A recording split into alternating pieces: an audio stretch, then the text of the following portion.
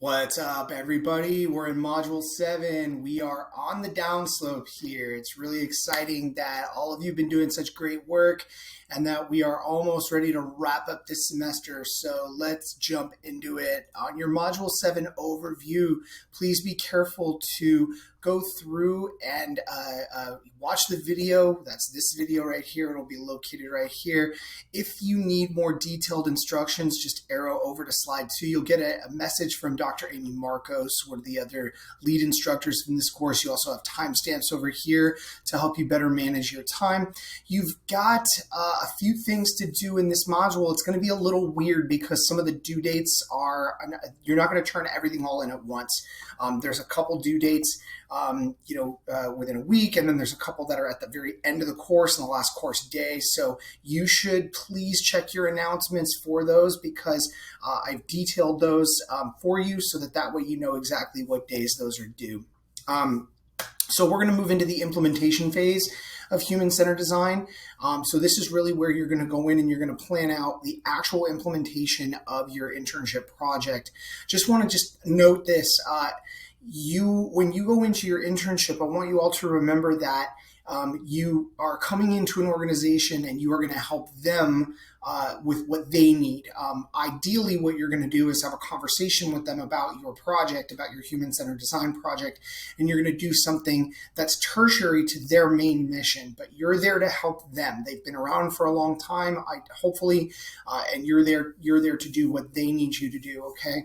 So you're going to also reflect on the internship process and learning about HCD in this course, and then explore the internship handbook and create a pathway to EDU 484, which is going to be the next course that you're going to take in this series. And that pathway is going to outline some specific things that you're going to have to do in between this course and the next course. You're going to have to send some follow-up emails, some communication. ASU is also going to send some stuff for you, but let's go ahead and let's dig into it. Also, your activities, your Part 8 reflections, handbook, and pathways to EDU 484, that's one thing that you'll have to do to finish up your internship activities. Your HCD template, you're going to do that, and then make sure to keep up with Yellow Dig and doing those community builders. Tell everybody great job on the semester, ask any questions that you have, and finally you're going to submit your portfolio for the last time. So here is going to be your implementation phase template. You're going to take a look at that. Here is the example that I've pulled up. You're going to have to do another case study. Make sure that you're filling out these areas. You're doing academic writing, so please just go full send on this one. Really bring it home, folks. Make sure that you're incorporating resources and citing those according to APA format. When you open up your reading, please be sure to note that in the HCD activity that you're doing here, it will tell you to go back to certain pages. For example, take a moment to read page 4. That's going to be in this reading right here on page 4. You'll see there it says, here's how to make your matrix. So if you're like, what's a matrix? I don't understand that. Go back to your reading. That's what it's there for. You'll also have to create an action plan. Your action plan is going to be basically a summary of the 5 strategies for creating that solution, and then also launch your solution. And this is all, again, in theory, that you're not in an internship yet, so you're not going to be doing this, but the idea here is planning. The more you plan in advance, the better off you are going to be when you actually get into the thick of things, okay? So please go through, make sure you finish those up. Your references, make sure that you're listing those in APA format, make sure that you're listing out alphabetically. I've seen a lot of improvement with all of you in the last few weeks. You're all doing a wonderful job. Just remember that this is the last module and it's important to finish strong. Let's go back over here and let's go down a little bit. Make sure you're double checking your rubrics every time you submit something. There's your Yellow Dig. You're going to be talking about implementation this week. Also talk about your internship, or you can talk about just community stuff in general, the learning community in particular. For your portfolio, you're going to make sure that you have your ideation and implementation pages created. Those of you that have had any notes back from me on embedded documents not being able to be seen, it's because of the sharing preferences. At the beginning of this course, you created a folder in Google Drive, and then you enabled the sharing preferences.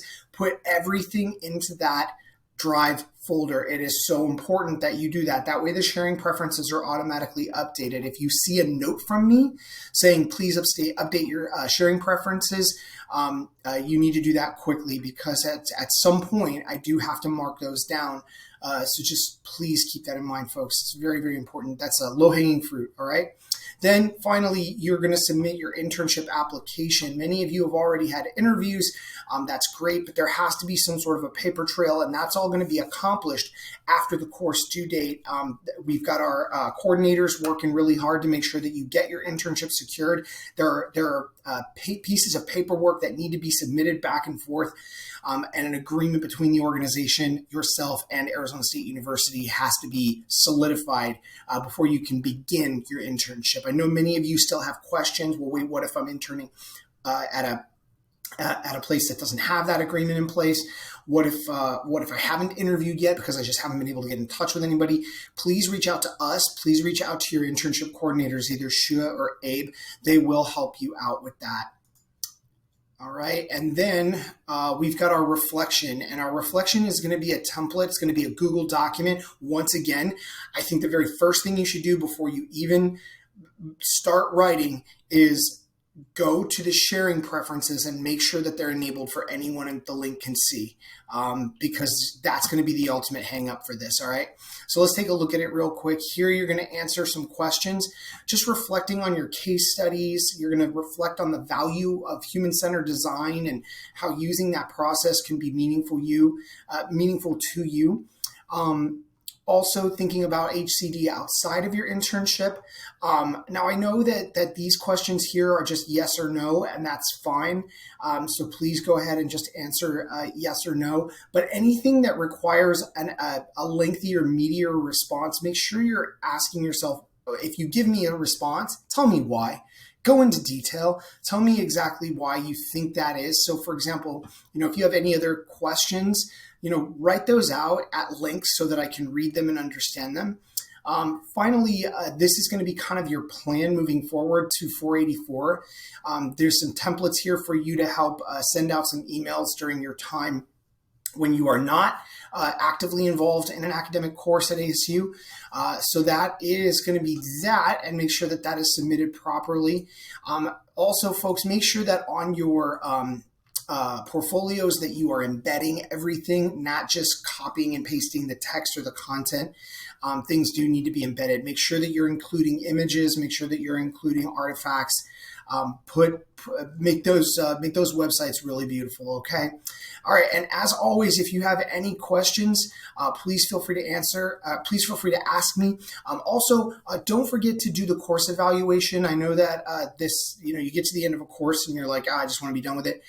Wonderful, but take the time and give us constructive criticism. We value your input. We hope to make improvements in the course. We always hope to make improvements because we are lifelong learners, just as we are hoping that you will be lifelong learners. So thank you all very much. It's been a wonderful course, and we'll see you in 484.